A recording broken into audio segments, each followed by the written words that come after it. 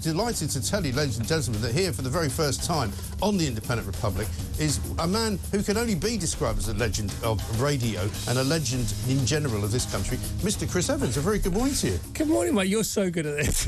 Chris, well, listen, you've said that to me, and the first time you said that to me, I was like, Chris Evans has said I'm quite good at radio. I found that astonishing when you first said that to me. You're not quite good, you're really good. Well, you're just so happy in your own skin, aren't you? I love it, yeah. This is my, I came in this morning, I actually had a bit of a shouting match outside, because I do sometimes get a bit annoyed about stuff. Right. But actually, as soon as I sit here, I feel like, I'm the happiest I could ever be.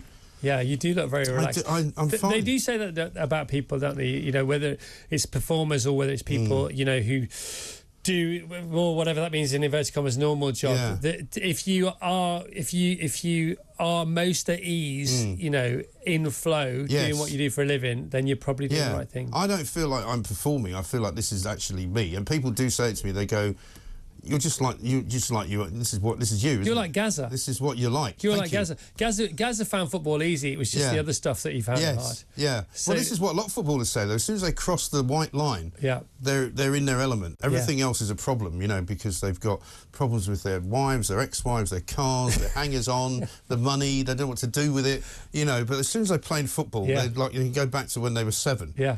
Playing football in front of millions of people. They never feel freer and more relaxed than playing elite sport in front of millions of people. Exactly. Now, I should say that I haven't really seen you since your party, which was quite a long time ago, only because you've been off for a bit. Yeah. We had an amazing day. I should say to people, you raised something like nearly £2 million, did you not? Well, I didn't. Well, the event. Yeah, the event did. Yeah, but it was your event, though. Yeah, I know, but... All right, well, let's say we raised collectively... But mostly you and Denny. Yeah, it was mostly me and Denny. Unfortunately, he spent half of it. But we can't say too much about that. But an incredible event where Rod Stewart sang live in a very small tent to about 35 people. There was incredible food. It was just a lovely day out down by the river, and I'll never forget it. I just thought it was amazing. I put you to bed. You put me to bed. I was hoping you wouldn't. I was hoping you wouldn't get into that. How times have changed. He did. He put me to bed, and I mean, there was a moment, I think, of... Should we tell everybody what time it was? What? It was early. 6:30. No. Was it? Yeah. No, it was not 6:30. No way. What time was Rod Stewart on?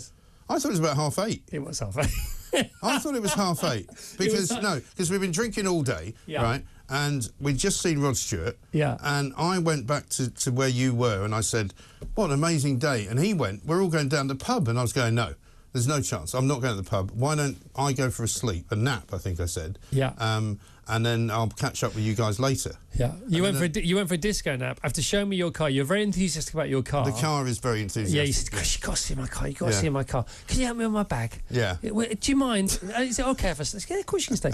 Are you sure? Yeah. In your big house. Your room's ready. Nice. Room was ready. Yeah, it's all good. And you said, it'll only be a disco nap. Yeah. But it was after the disco. It was after the disco, and I woke up at about 5 in the morning and went, I should probably go home now. Yeah. Well, it was all the better for having you. It was brilliant. Anyway, fantastic. But I was reading just yesterday that you and Natasha, Mrs. Evans, have stopped drinking about 67 days ago. So presumably you were sober as a judge that day. Yeah, I mean, that was one of the first tests. Yeah. Rod Stewart gig in the garden. And how hard was that? It wasn't hard at all. Really? Yeah. I mean, what I found though is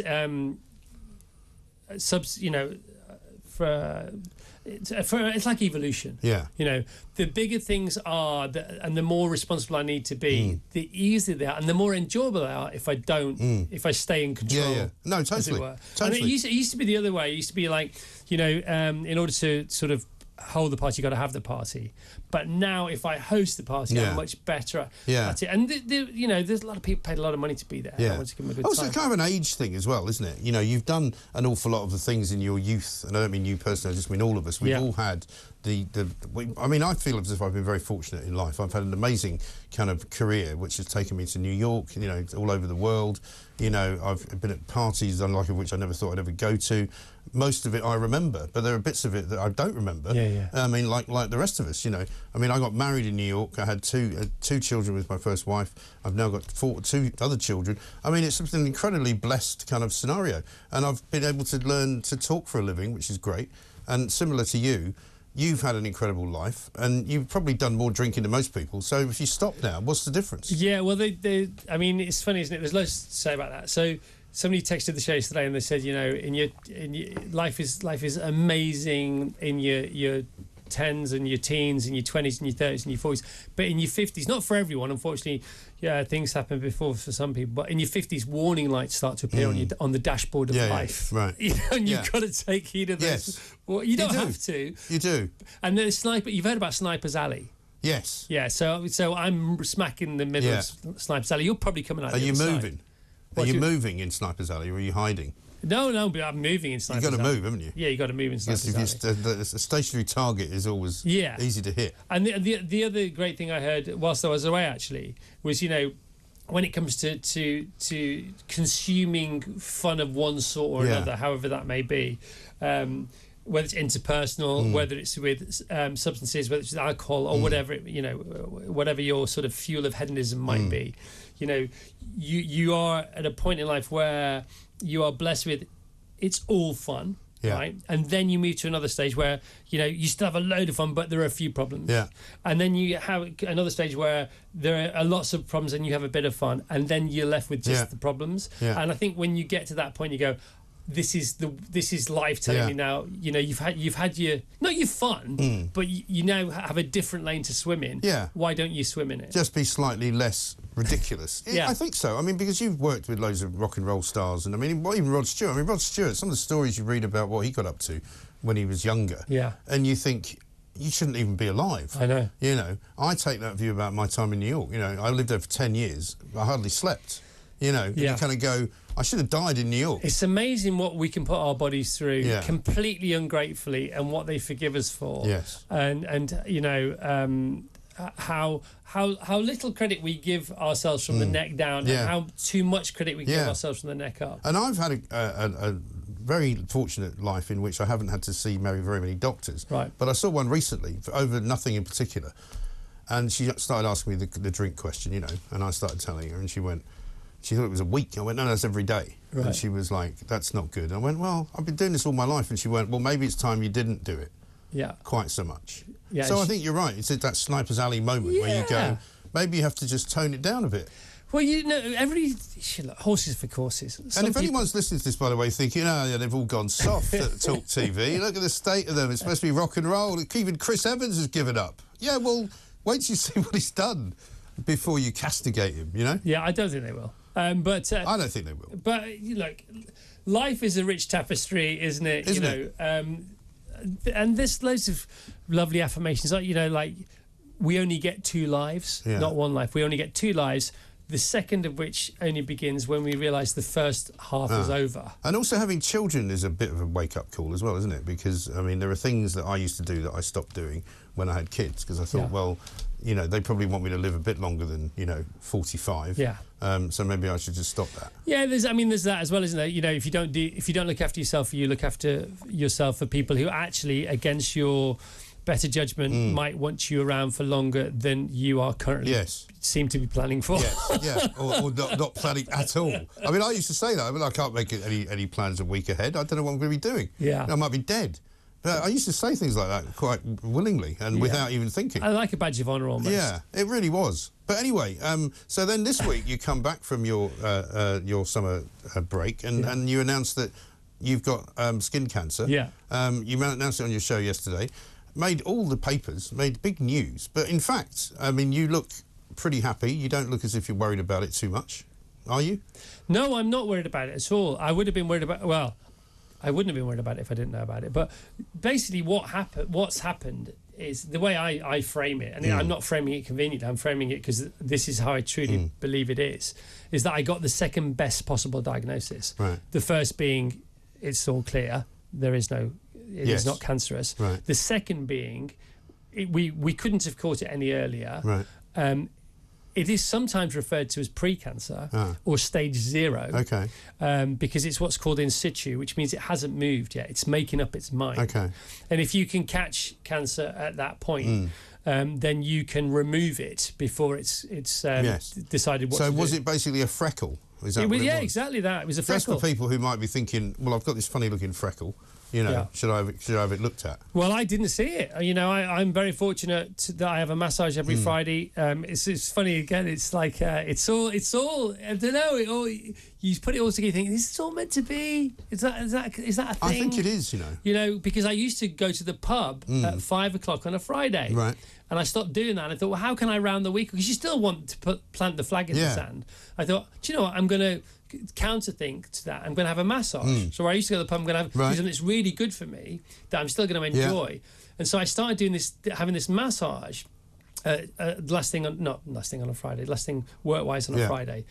And it's the lady who did my massage who's spotted this mark on my left calf. Right. 6 weeks ago. Okay. And she said, have you noticed this before? And I said, oh, I don't know, to be honest. She said, I would go and get that looked at if I were you. And she said it like that. She said, yeah, I think you just might. I don't think it's anything, but, you know, I see a lot of, this is what I do for a living. I look at people's skin. I'm in contact with them all the time. And she said, I've seen a few things over the years, and that's something you might want to get checked out. The next Friday I went back, and she said, how did what did they say about the freckle? I said, I didn't go. And then she gave me a different look. And she just gave me this sort of more maternal look, you know. Because you don't, do you? That's what we do. We go... And I've had the colonoscopies, I've had the endoscopies. They've found polyps, I've cut them out. But I was going to do something about it. I think I was going to do something about it anyway. But she gave me a look just 6 days after the first time. She said, do me a favour, do it for me. She said, will you go and get this checked out? And I thought, yeah, absolutely. Of course I will. So the next Tuesday I went to see somebody who I'd been to see before about skin issues. Yeah. And they'd frozen things off me before, bigger freckles that definitely weren't anything, but they freeze them off anyway just so they can't morph or... Yes. I don't know what the word is. Metastasize or something, is it? Metastasize, that's it. Yeah. Into something more sinister. And I went to see this genius, and she said, I don't think it's anything either. She said, but I'm going to do a biopsy. Yeah. And I said, okay, when? She said, now. Right. And so I was operated on like... She obviously knows you, right? Because she knows you let you out. You won't come back for a while. Probably. Yeah, probably. You know, yeah. So let's do it while you're here. And also she gave me a... Because men are terrible. I mean, I'm the same, exactly the same. Tell me about it. I hate doctors. I never go. I don't want to go. But now they're going, well, here's the thing you should start doing. Yeah. And so you do it. Yeah. And so she took a biopsy, and... then I went on holiday, and she said, you know, we'll let you know. She said, I don't think it's anything. And she does, this is what she does for a living. She looks for melanomas. Right. And even she said, she has this really fancy microscope with a light on it. She puts it right on your skin. And she looks at it. She can usually tell by looking at them. She said, I don't think it's anything, but I'm just going to send off for a biopsy. Right. And then when I was away, I got the email, and the email said, you know, can you please call to discuss the results? And then you go, here we go. Yeah. And so you get yourself ready for that phone call. And then she described what it was, and she said, look, obviously nobody wants to get this, but she said, if you could choose one, this is the one you would want to get. Okay. And, you know, they couldn't have caught it earlier. I've got an operation on the 14th where they're going to take a bigger patch of skin off the back of my calf. They'll do a graft. Right. And that should be it. That should be it. You know, and there are people with thousands of times worse diagnosis going to happen today they don't even know about. And the point about it is that if you get it that early, then that's obviously much more helpful. I mean, the thing about all cancers is, you know, that in the early stages of them, they don't affect you. No. You just have it. Yeah. You know, and there's nothing wrong with it. No, zero. As other people who've experienced similar will testify. And then the biggest weapon you have against this disease and other conditions is time. And the biggest weapon they have against you is also time. Yeah. So their biggest weapon against you is your lack of time or the lateness of your detection. Yeah. And your biggest weapon against them is is how early your detection can be. And when you saw it, did it look like something that you would have noticed? I mean, it's in a place you wouldn't look, maybe. And I could see it. So it was, and did it look weird or not really? It now that you say that, now, yes, it did, but it didn't at the time. Right. You know, I have lots of blemishes. I'm a redhead. Yeah. I've got covered in freckles. Yeah. Yeah, I'm similar because I've got my mother's a redhead, believe it or not, and so I have occasionally looked at moles and got. But I mean, I've not, but I will now have a look just in case, you know. Yeah, and the thing about the company we work for, you know, it has a lot of Australian heritage. Yeah. My brother and his family live in Australia, and my niece was over. Bizarrely, when I went to see the doctor, and she was supposed to come to stay at our house on the afternoon that I went to see the specialist, and I had to text to say, look, I won't be there to meet you from Australia because I've just got to attend to something. And then when I got back, she said, oh, we go for these checkups all the time. I bet. You know, and every 6 months, 7 months, 8 months, people get stuff cut out of them all the time in Australia because Australia is the most vulnerable place on the planet for melanomas. Yes. But that's where we are right now. And the reason I talked about it yesterday is because if we can be useful ever in this job of ours or in life in general, then we should be. Simon Jordan was brilliant. You know, while I was away talking about colon cancer, as was John, who works on our show, because he had colon cancer. He had it cut. You know, if you cut it out, it is out. Gone. You know, but if it begins to have its wicked way with you, you don't know where it's going to end up. You know, and obviously, the bigger the organ, the more chance you have of dealing with it because there's more to cut out. The thing about skin cancer is it can go up, down, north, south, east, west, and it can go down into as well. And so I am more grateful today than I've ever been for anything. I feel extraordinarily lucky. I'm not saying this because it's, you know, it's a cool thing to say. I'm very blessed and very happy to talk to you about it. Listen, it's great to see you. I've got a text here. Dear Chris, I just had the same problem with a tiny cancer almost hidden from view at the top of my back. Thanks to my Mrs. Julie, it was spotted and sorted by the NHS after some timely surgery. Good luck, matey. Stephen in Leek, Staffordshire. There you go. And the other thing is, one of the most common misses in detection is for men in the middle, single men in the middle of their back. Yes, because nobody sees it. Nobody sees it. Right. So just check your lumps, bumps, boobs, tums, bums, willies. Check it all out. A lot. In the shower. Nothing to. The only thing to fear is inaction. And I know that that's a big deal for some people. But if you're not going to do it for yourself, do it for those who love you. Especially for men as well. I'll say that because women are much better at this stuff. They really are. They just are. They're better. To be honest, they're better at most stuff. They are better at most things, but not everything has to be said. Anyway, Chris, delightful to see you. Thank you very much. Great to have you back in the building as well. And I'll look forward to listening tomorrow morning from some ridiculously early hour. 6 a.m. No sleep at the moment, either jet lag. That's funny. Yes, because were you in America? In America, and we have a festival this weekend. It's just 4 days. Oh, the Car Fest, blimey. Doesn't stop. Well, listen, brilliant to see you. Thank you very much. Chris Evans, ladies and gentlemen, who's a fantastic individual, a fantastic man, broadcaster, and all the rest of it. And he's quite good at telling bedtime stories. We'll tell you more about that story, but maybe not all of it.